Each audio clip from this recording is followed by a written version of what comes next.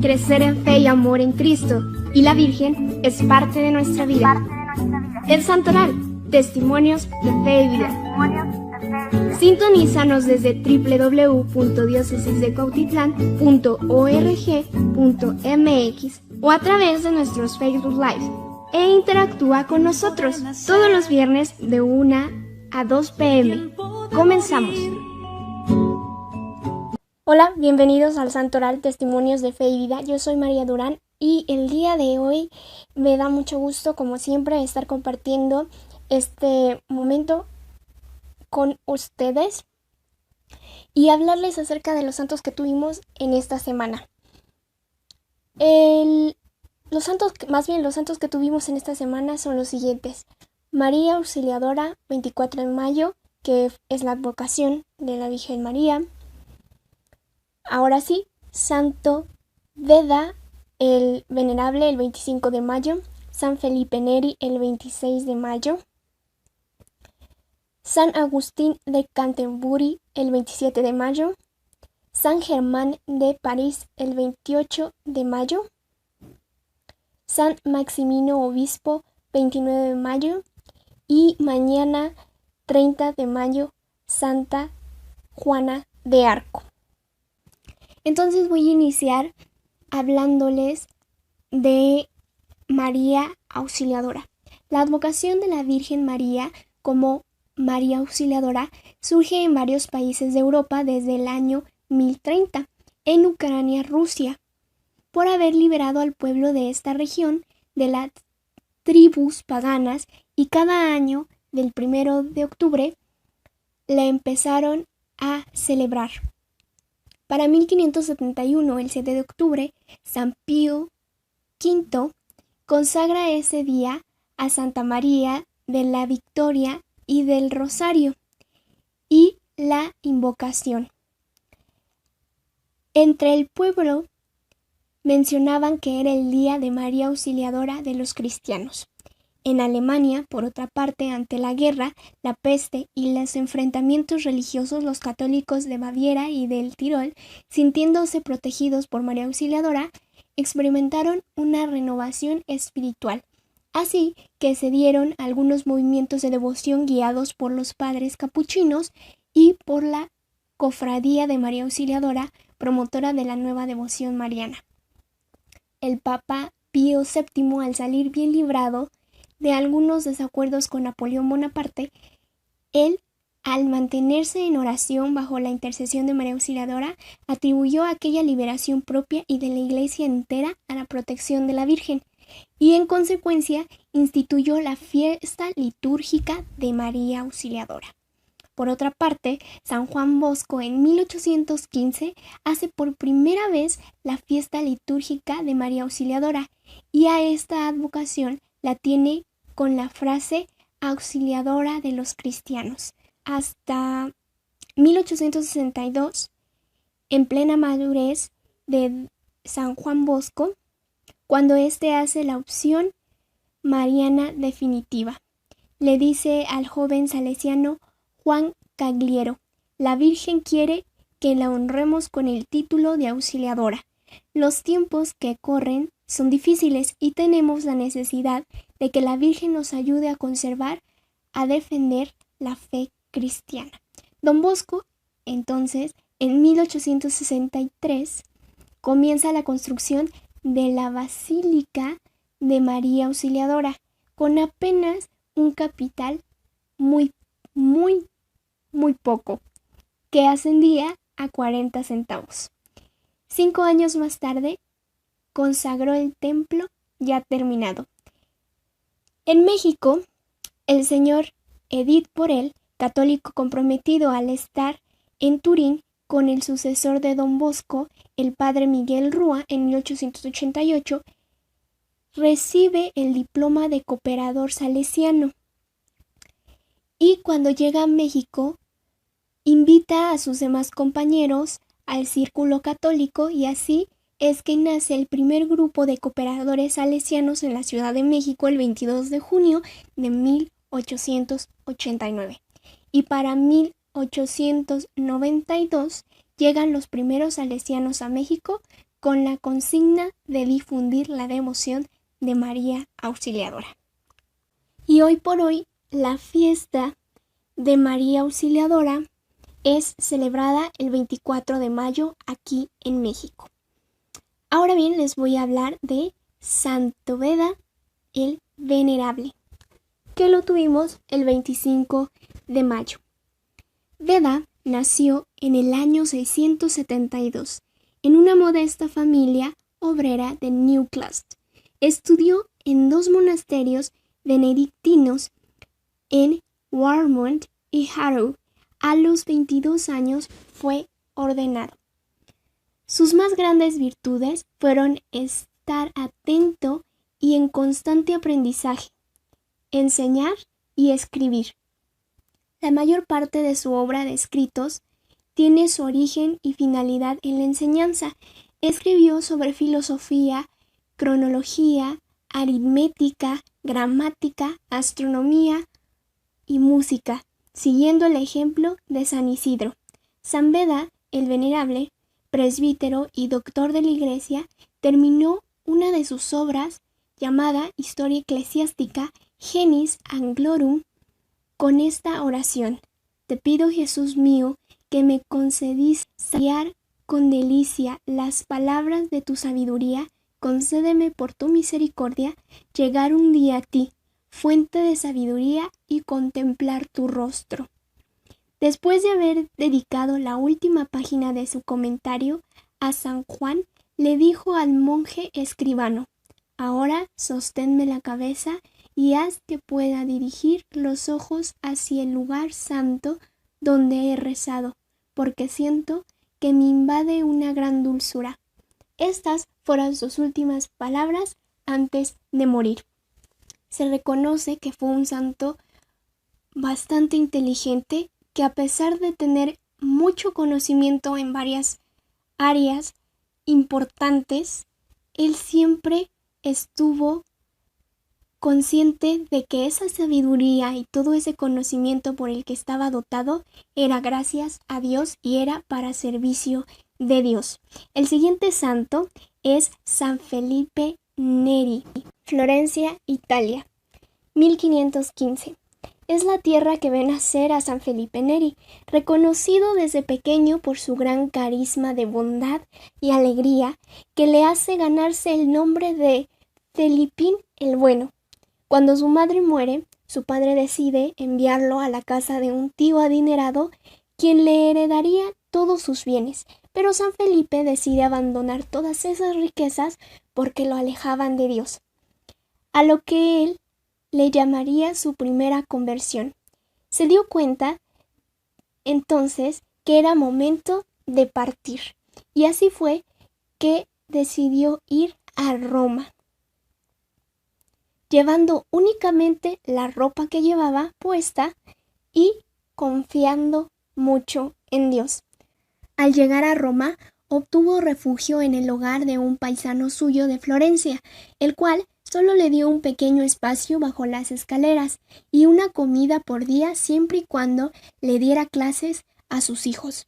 Durante 2 años se dedicó a leer, rezar, hacer penitencia y meditar. Posteriormente, durante 3 años estudió filosofía y teología, pero fue inspirado por Dios para que enseñara catecismo a la gente más pobre. Al ser tan simpático y su trato tan ameno, fácilmente se hacía amigo de obreros, empleados, vendedores y niños de la calle, a los que no tardaba en hablarles del alma, de Dios y de la salvación. Una de las palabras que ocupaba para hacerse amigo de los demás era la siguiente: Amigo, ¿y cuándo vamos a empezar a volvernos mejores amigos?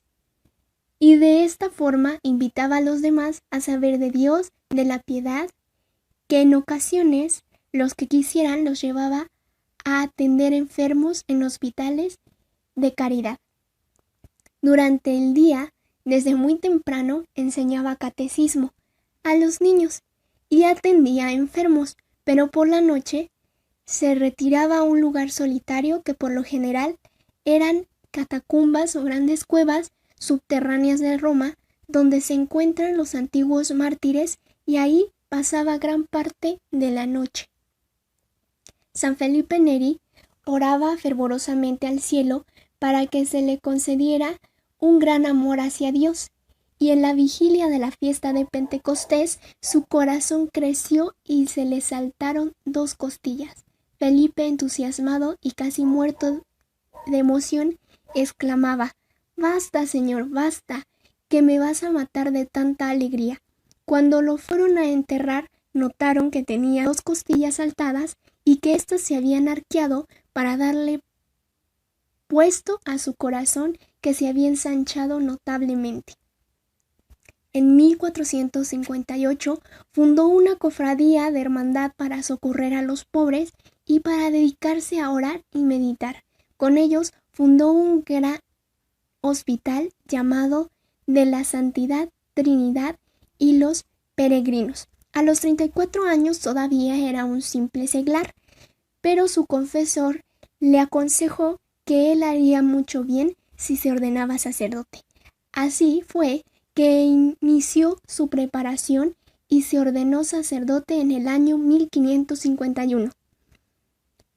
Dios, aparte del carisma que le regaló como alegría y ese gran tiento con las personas, Dios le regaló el don de saber confesar muy bien, por lo que ahora acudían a él muchas personas y pasaban horas pidiéndole auxilio o consejo.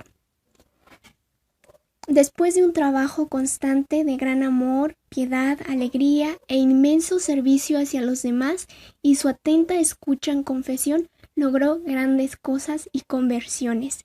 El 25 de mayo de 1595, su médico lo vio tan extraordinariamente contento que le dijo: «Padre, jamás lo había encontrado tan alegre». Y el santo respondió: «Me alegré cuando me dijeron: vamos a la casa del Señor». A la medianoche le dio un ataque y, levantando la mano para bendecir a sus sacerdotes que los rodeaban, expiró dulcemente. Tenía 80 años. El Papa lo declaró santo en 1622 y la gente de Roma lo consideró como su mejor catequista y director espiritual. San Agustín de Canterbury, 27 de mayo. De este santo, en otras emisiones del Santoral, hemos tenido la oportunidad de hablar de él, por lo que ya nada más en esta ocasión les voy a recordar un poco, si es que no se les viene a la memoria la historia completa de este santo. Pues bien, fue uno de los más grandes evangelizadores al lado de San Patricio de Irlanda y San Bonifacio de Alemania. Tiene el gran mérito de haber dirigido la evangelización de Inglaterra. Fue el primer obispo de Canterbury y un santo que venció la adversidad en momentos donde la fe en Dios era muy poca, pero él continuó con su evangelización y logró la conversión del mismo rey y del pueblo. Ahora bien, les voy a compartir una oración a San Agustín de Canterbury dirigida a los enfermos. Mira, Señor, a quienes no pueden dormir o a los que lloran en esta noche. Atiende a los enfermos, calma sus sufrimientos, bendice a los moribundos, compadécete de los afligidos y conserva su alegría. Amén. ¿Qué les pareció? Cortita pero concisa, ¿cierto? Ahora bien, voy a continuar con San Germán de París, que lo tuvimos el 28 de mayo. Nació en el año 496, cerca de Atuón. Por guía de su primo Sacapilión, quien era sacerdote, estudió en Avalón y a los 34 años fue ordenado sacerdote por San Agripino de Atuón, siendo nombrado abad de San Symphorien. Su trabajo en esta tierra, el trabajo de San Germán, fue que en nombre de Dios hacía labores para proteger y cuidar de los más pobres, a quienes le daba todo cuanto tenía. En el año 555, cuando el obispo Eusebio murió, San Germán se convirtió en obispo. Aún así, al ocupar este puesto, él se mantuvo con una vida austera, modesta y de trabajo fuerte para ser un aliciente ante los males causantes por las guerras. El santo se encontró con grandes dificultades debido a que en ese tiempo los hermanos de Caribet se disputaban sus propiedades, las propiedades que le pertenecían a la iglesia. Pero él se mantenía en oración y confiado en Dios. San Germán falleció en el año 576, al siguiente año, antes de que se restableciera la paz en su pueblo. Sus restos fueron sepultados en la capilla de San Cipollón, en el vestíbulo del templo de San Vicente, aunque en el año 754 sus reliquias fueron reubicadas en el edificio principal del templo, en presencia de Pepín y de su hijo Carlomagno, que en ese entonces, cuando murió, tenía 7 años. Y desde ese momento el templo se convirtió en el templo de San Germán de Prés. Ahora toca lugar a San Maximino Obispo, que lo tenemos hoy como su día, y les comento un poquito de su vida. Pues bien, él nació en una familia humilde y piadosa en el siglo IV en Poitiers, Antioquía, al sudoeste de la antigua Galia. Dejó su pueblo natal para ir en búsqueda de lecciones de religión, ciencia y humanidades. Gracias a su inteligencia y entrega en la doctrina católica, fue ordenado y con poco tiempo de su ordenación logró varios progresos en su entorno. Pronto fue nombrado obispo en la catedral de Trevis en el año 332. A este santo le tocó afrontar dificultades, ya que le tocó vivir mientras estaba en el poder Constantino el Grande. San Maximino trabajó socorriendo a los pobres. Murió en Poitiers mientras visitaba a su familia en el año 349. Y ya para terminar, tenemos a Santa Juana de Arco, que la celebraremos mañana. Y es una vida bastante interesante. Voy a comenzar. Juana de Arco nació en el año 1412 en Domremy, Francia. Su padre se llamaba Jaime de Arco y era un campesino. La santa desde pequeña asistía a misa, comulgaba y oraba fervorosamente y salía al campo por flores en la mañana para la Virgen. Por venir de una familia humilde, nunca aprendió a leer ni a escribir. Santa Juana de Arco le tocó vivir en un periodo de historia bélico, donde Inglaterra estaba invadiendo varios pueblos de Francia, incluyendo el de ella. A los 14 años, la niña, Juana, empezó a sentir unas voces que la llamaban y a ver un resplandor. Se le parecía al ángel San Gabriel. Santa Catalina también se le presentaba, al igual que Santa Margarita, y le decían: tú debes salvar la nación y al rey. Hasta que decidió contarle a su familia lo que le ocurría, y al principio evidentemente no le creyeron, pero con el tiempo tomaron en serio lo que ella mencionaba, y más cuando empezó a recibir mensajes de Dios profetizando eventos que al contarle al rey no le creen, pero al verse o al presentarse como reales lo que Juana había mencionado, les causó curiosidad y la hicieron llamar nuevamente. Y ahí el rey, aún con ciertas dudas, decide recibirla nuevamente, pero él se disfraza de campesino y pone en su lugar a otra persona, y su sorpresa fue que Juana, por las voces que escuchaba, supo que el rey no era el que estaba en el trono, sino que el rey estaba vestido como un campesino. Esto sorprendió mucho al rey y le empezó a creer a Juana. Debido a su valentía, entrega en oración ante todas las adversidades, pero su fe, igual puesta en Dios, salió victoriosa ante conflictos bélicos, logrando la salvación de su pueblo. Pero a pesar de ello, la acusaron de bruja y la dejaron a expensas del pueblo inglés, quien la condenó a la hoguera y murió quemada viva. Mientras tenía su martirio, se entregó en oración y miraba el crucifijo que un religioso le presentaba ante ella.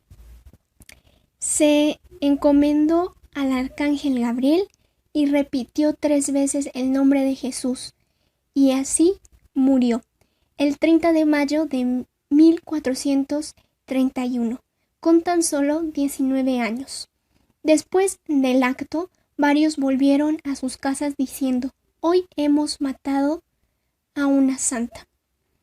23 años después, su madre y sus hermanos pidieron que se reabriera otra vez el juicio que se le había hecho a Santa Juana de Arco, y el Papa Calixto III nombró una comisión jurista, los cuales declararon que la sentencia de Juana fue una injusticia. Y fue así que tiempo después el rey de Francia la declaró inocente, y por otra parte el Papa Benedicto XVI la proclamó santa. Y así es como llegamos al final de esta emisión del Santoral Testimonios de Fe y Vida con los santos de esta semana. Sin más, no me queda por decir otra cosa más que nos escuchamos el próximo viernes, si así Dios lo permite. Sonrían, sean felices, que para eso Dios nos dio la vida. Bye bye. Crecer en fe y amor en Cristo y la Virgen es parte de nuestra vida. El Santoral, Testimonios de Fe y Vida. Sintonízanos desde www.diocesisdecuautitlán.org.mx o a través de nuestros Facebook Lives e interactúa con nosotros todos los viernes de 1 a 2 p.m. No te los pierdas.